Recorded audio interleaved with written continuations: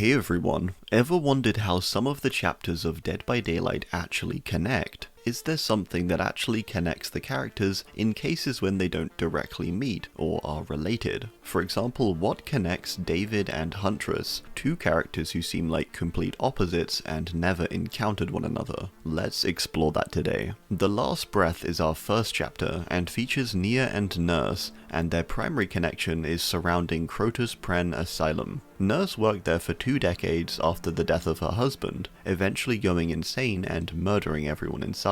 Years later, Nia is dared to go and tag the now abandoned asylum, leading to her being taken into the realm. That's the direct connection, the thing that bridges the gap between these two characters. However, there is more that connects them. The thematic connection that binds these two to me is to do with them both going through a substantial life change, with Nurse moving to Fall City at the start of her lore, and Nia doing the same, originally being from Sweden. They both manage this in different ways, causing them both to go down questionable paths, where Sally becomes incredibly bitter from her experiences, and Nia becomes rebellious and angry. The difference between them is where this anger goes, with Sally taking it out on her patients, where Nia does her best to rebel against the corruption of the local government instead. Lots of the thematic connections of the chapters are like this, as you're going to see as we go on. There's lots of similar or mirrored stories, but there's contrasting branches or takes on what the characters end up doing, which separates them from being a killer or a survivor. Halloween has the clear connection of both Laurie and Myers encountering one another on Halloween night, and Myers attempts to kill Laurie, with her becoming his obsession. I think there's clear themes between the two characters too, which comes down to perception. Myers is a stalker, a watcher, and his match is Laurie, an observant student who seems to be the only person in Haddonfield capable of seeing Myers before he disappears. There's also themes of obsession too, I think.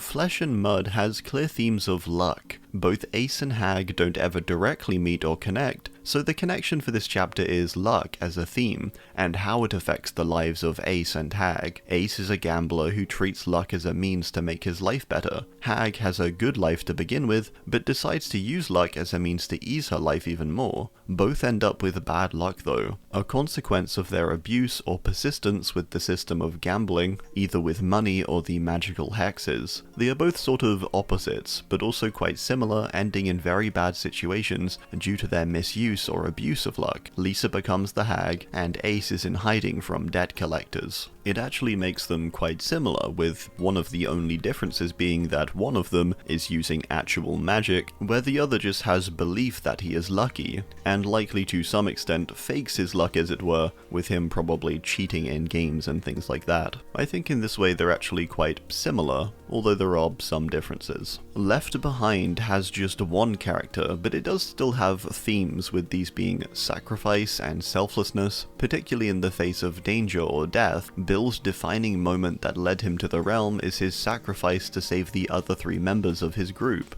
Bill's perks reflect this quite clearly, this possibly also being a product of survivor's guilt, however, with some suggestion of this. Spark of Madness has the characters of Feng and Herman the Doctor. The two do not share a direct connection by meeting, but they do connect. They were, after all, inspired by a real-life case of a doctor who treated internet-addicted teens by means of electroshock therapy. They are further connected thematically too though, with both characters being high achievers in their field, Doctor excelling at what he does, and Feng reaching the top tier of esports. The way they diverge, however, is how they use this ability. Doctor uses it cruelly and in twisted ways, never relenting or giving up or allowing anyone to refute his ability or position. For Feng, her ability is something that brings a lot of negative emotion and pressure, leading her to crash into alcoholism and feelings of failure. A Lullaby for the Dark is a very interesting chapter, with David and Huntress seeming wildly different and coming from extremely different backgrounds. They are both connected by violence though, I think, but also altruism. The both of them use violence as a shield in many ways.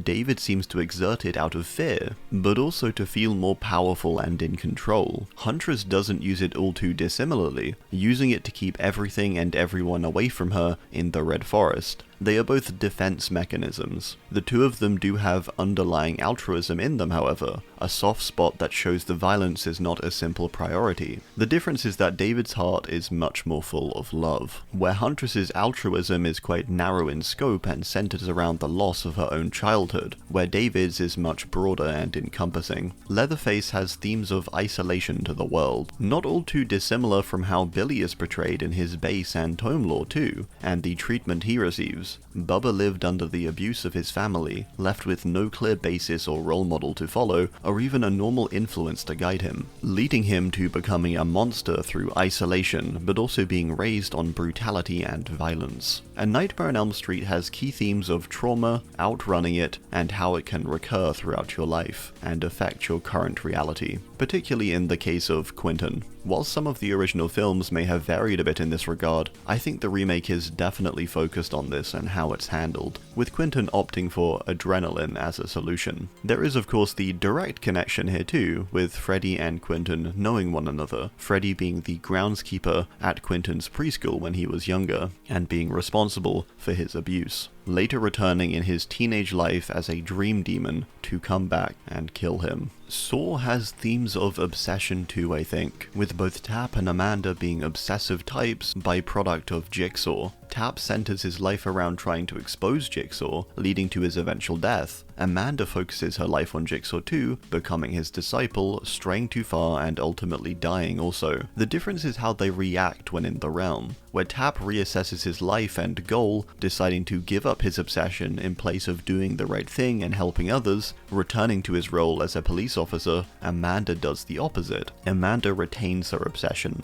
lies to herself that this is all part of Jigsaw's plans, and that she is meant to be here. They do also have a direct connection as they met after Amanda escaped the reverse bear trap, and Tap investigated Jigsaw, who was working with Amanda at the time too. But I think this thematic connection is a little bit cooler. Curtain Cool doesn't have a direct connection with Kate and Clown not meeting, although there is some suggestion that the forest Kate loves could possibly have been the same one that Clown had travelled through previously. The two of them connect thematically as entertainers or performers, but contrast as well with how they use their abilities. Clown is a false performer, a clown who isn't really a clown but simply dressed as one to blend in and ultimately kill. Kate, on the other hand, is authentic, talented, and capable of bringing people together with her positivity. Direct opposites, but both characters are considered performers or entertainers. It also has themes of restraint too, I think. Clown has none. He's indulgent, greedy, lustful, and hateful.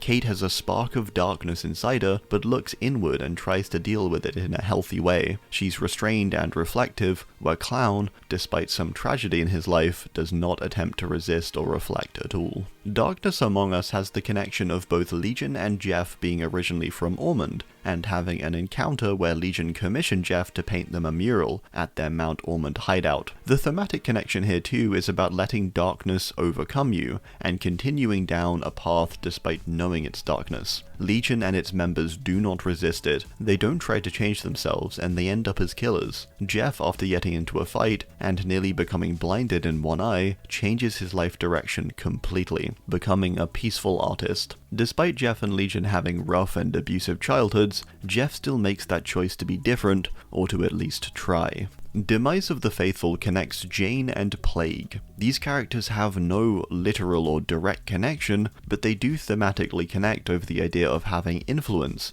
but also false idols. Jane aspires to be like her actress mother, reaching where she does because of this ambition, only to find out that she is not really this woman's daughter. Adiris believes in her religion deeply, raised by High Priest Haban, only for him to tell her that it was all false. Adiris is stunned, but the entity whispers and changes her mind. Both end up reaching high positions of power through a false idol or narrative. The two both also deal with great influence and what it comes with it. Jane and Adiris both struggle, trying to be a positive influence, but also with the darkness that comes with their power and reach. Jane chooses a more noble path, I would say, where Adiris is led quite astray by the entity, but also through her decision to kill Haban. Jane's approach instead being to reflect. drive away from the situation, where Adira's is to plunge herself deep within it. Ash vs Evil Dead has themes of responsibility throughout, and Ash's responsibility not only for his own actions and their consequences, but also his responsibility to humanity as its savior. Also, a grooviness. Ghostface, I think, has clear themes of ego, obsession to a degree with other killers, and image. Image is something Ghosty is obsessed with, wanting to become a clear character and threat to the people of Roseville, despising the misrepresentation of his image and that of others he aspires to as well. He's a character who lives on attention, which is another theme to throw in there too. Stranger Things connects through its characters all meeting, with Steve and Nancy both fighting Demogorgons in their past and going to the Hawkins lab. This chapter has themes of growing up, of a small town facing down a supernatural Goliath, and things like that. I think there's quite a few in general for Stranger Things, but chapter-specific ones are a bit trickier and debatably a bit trivial to identify, I think. Cursed Legacy seems to have sort of a direct connection between Yui and Oni, with them both meeting upon Yui coming to the realm, as we see in her trailer. I would say that both Yui and Oni are both characters who do quite similar things in their stories. They both reject their family's instructions, Yui positively and Oni negatively. Yui creates a legacy for herself through kindness and nurturing her Sakura 7 community, where Oni destroys his own through violence. Oni creates a negative image which he later embodies in the realm, where Yui creates a positive one, becoming a beacon of sorts. They have a lot of similarity but also contrast due to their approach in things. The key theme though is legacy and family, I think. Chains of Hate connects Zarina and Deathslinger, Zarina investigating Slinger's deeds by visiting Hellshire Penitentiary. They're an incredibly unique case too of being taken by the entity in the exact same place, Caleb's old cell. Thematically, the two are connected by means of being immigrants, struggling to find their place, and struggling against the oppression they receive because of that. For Caleb it takes the form of hatred, with him having deep-rooted anger in him. For Zarina it's something she begins to use as more of a strength, channeling her energy into more positive means and further exposing the wrongdoings of the world, where Caleb creates them. I think this is a pretty common theme in general, is the survivor having a positive spin on something, where the killer has the negative. Silent Hill has a connection of Silent Hill between its characters and map. Its themes are a bit unclear due to the characters being fairly mismatched, but I would say feelings of guilt, the past, and repression, as I think these apply to both James and Pyramid Head, but also Cheryl and her prior self, Alessa. Descend Beyond has a direct connection between Felix and Blight, with Felix visiting the same island where Blight's laboratory was during the Opium War on Dyer Island. They're further connected by how they deal with trauma, being opposites of sorts. Both experience a trauma experience that alters their life path.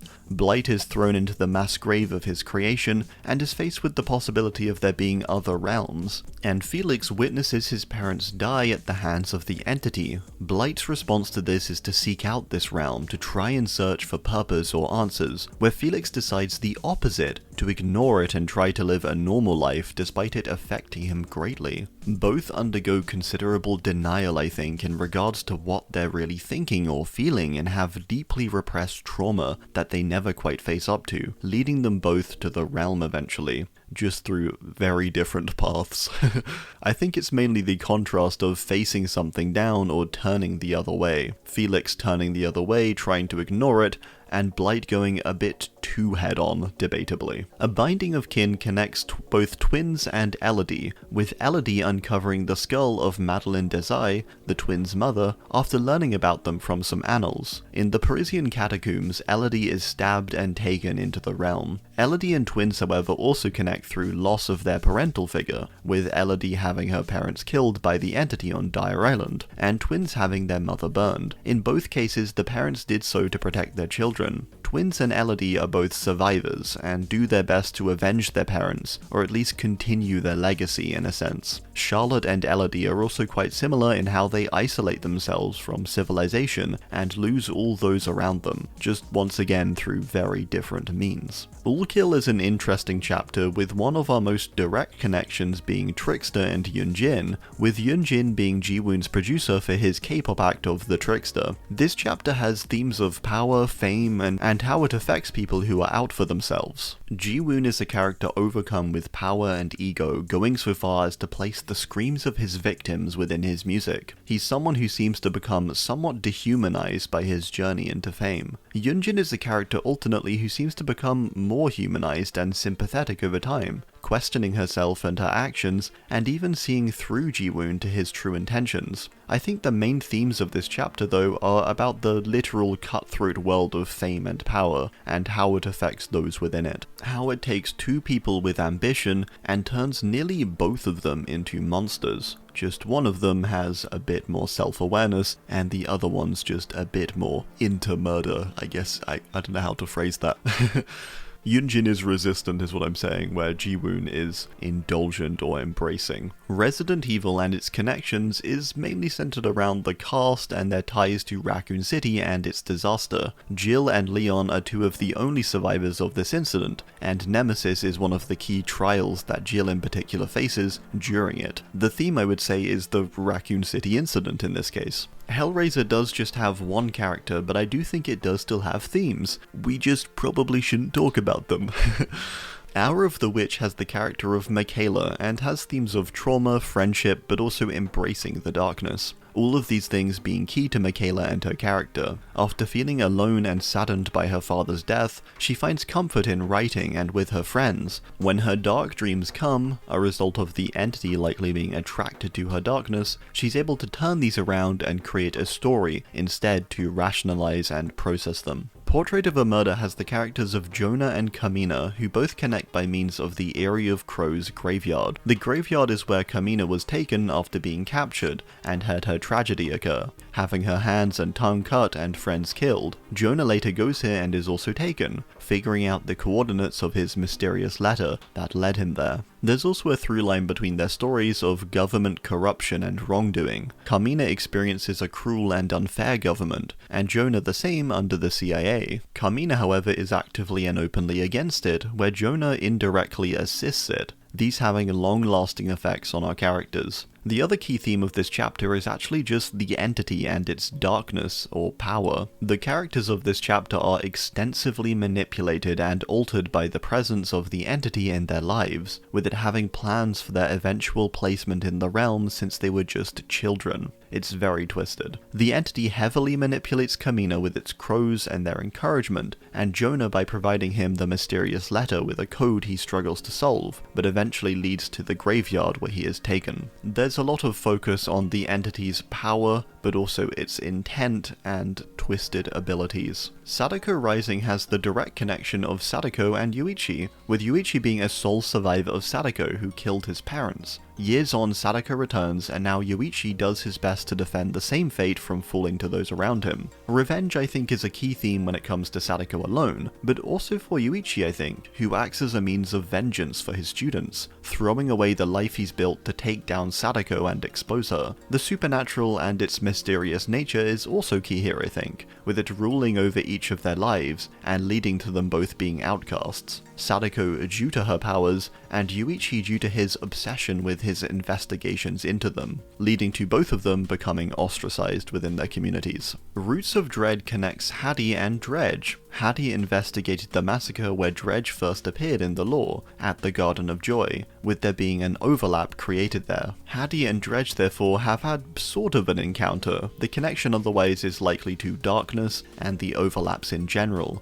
with Dredge being a product of one, and Haddie being able to sense them, and using her abilities to investigate them for her podcast. I think the main theme of this chapter is simply darkness, and more specifically the overlaps into the entity's realm. Also, let's not of course forget the theme of repressed trauma, something that haunts Haddie's life and manifests in her final moments to her when the entity is taking her. For Dredge, or the Garden of Joy community more so, repressed thoughts and repressed darkness ultimately ends up in the Dredge killing them all too. Both instances have this sort of repression or a holding back of feelings or emotions. Resident Evil Project W is mainly centered around the connections to Wesker, with Ada being an employee and Rebecca being, well, We don't need to go into that. Maybe a Raccoon City focus like the other RE Chapter 2, or even a Stars or Employee theme, with Ada and Rebecca both working for Wesker at various points. Forged in Fog connects characters Vittorio and Knight directly, with Knight being hired by Vittorio, but ultimately betraying him and locking him away, with them both being later taken. The thematic connection between them is their distinction when it comes to violence. Vittorio is someone who uses it as a last resort, and Knight is someone who uses it as his first option,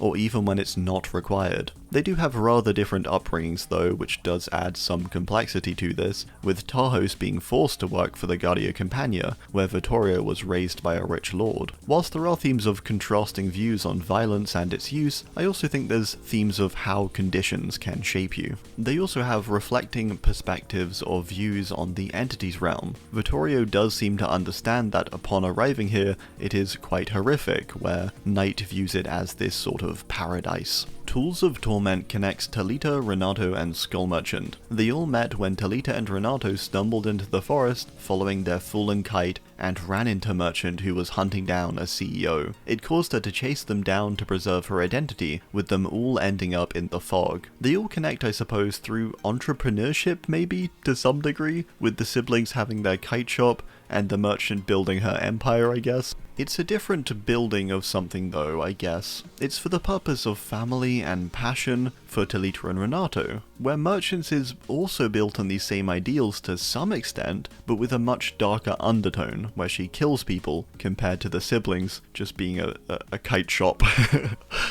One thing I always praise this chapter for too is the sibling relationship. I think it's really nice that we have a really just positive sibling relationship in the game, and I think that maybe is actually sort of a theme of this chapter too, is that these two have each other, where Adriana feels quite alone. Maybe if she did have a sibling of some kind, she wouldn't have turned out so evil and twisted. She would have actually been relatively well adjusted. Who knows? I just feel like the bond between these two siblings has to be important to this chapter and its themes. End Transmission connects Gabriel and Singularity, who were both together on a mission to Dvarka when Hux uncovers an ancient crystal, turns on the crew, not like that, why did I write it like that, and kills them all. Gabriel is the only survivor. This chapter, I would say, has large themes of human destruction or self-destruction, with the lore from the outset describing a near-apocalyptic world in the future. It also has themes of humanity itself and what it means to be human. Gabriel is a clone after all, and Hux is a humanoid AI. The both of them struggle with what they are and whether it's a good thing or not, and whether they hate their creators for it too. Hux is quite fiery and angry and wishes to take down humanity, seeing himself as superior,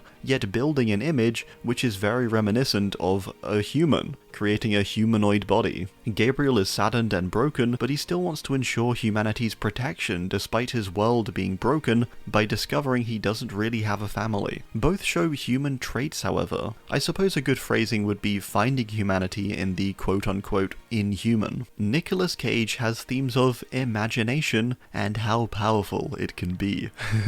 Whilst this is just an entertaining line he says, it does also pertain to his lore and how his role playing the Blight does manifest into his summoning of the entity. His ability to act recreating a core event of DBD's lore. The other thing is remembering who you are, which he mentions too. An important part of acting, but also even more key to the realm and survival in it, due to the mind manipulation and memory loss. Alien connects the characters of the Alien and its sole survivors Ripley and Jonesy. Survival, I think, is a key theme in these, with it being shown in the case of Ripley, but also in the case of the Xenomorph, each fighting in different ways. Chucky has themes of evil, darkness, and immortality to some extent, with Chucky being obsessive over trying to live on after his death, doing the most abhorrent things and chasing a child of all people to try to take his body. The extent evil will go to persist and live on is something I could pin as a core Chucky theme. Also something more simplistic like deception and dark forces. Alan Wake and its themes, at least in DBD, I would say, is to do with reality and fiction. Where does this sit for Alan, and how does it affect his place within the world of DBD and its realm? Much like his own creations, he considers the realm may have come from his writing. All Things Wicked connects Sable and Unknown, two characters who connect by the proximity of one another being both in Greenville, but also through Sable having a fascination with darkness and Unknown's legend. I think the core themes of this chapter are quite simplistic, and mostly to do with darkness and how it manifests. Olivia of Unknown's lore is obsessed with finding out what Unknown is, and practically predicts her own fate. And Sable is obsessed also, and knowingly steps into the realm with bold words about not letting Michaela have all the fun. Both are stories with clear ideas of putting oneself in the way of danger to uncover the truth, but also just for the thrill and intrigue of it. Unknown, after all, is quite representative of darkness as a whole, being a largely formless entity, which has no clear motives aside being evil. Dungeons and Dragons is quite interesting and has direct connections between its characters. Astri and Bermar were originally part of a much larger group who set out to try and defeat Vecna, but along the way their group died, leaving just the two bards. When they reach Vecna, however, he's gone. The themes that connect these characters I actually think is both arrogance in the bard's approach to wanting to take down Vecna despite everyone dying along the way and warning them not to, and it being described as a mission that will simply lead to death, but a somewhat noble one nonetheless.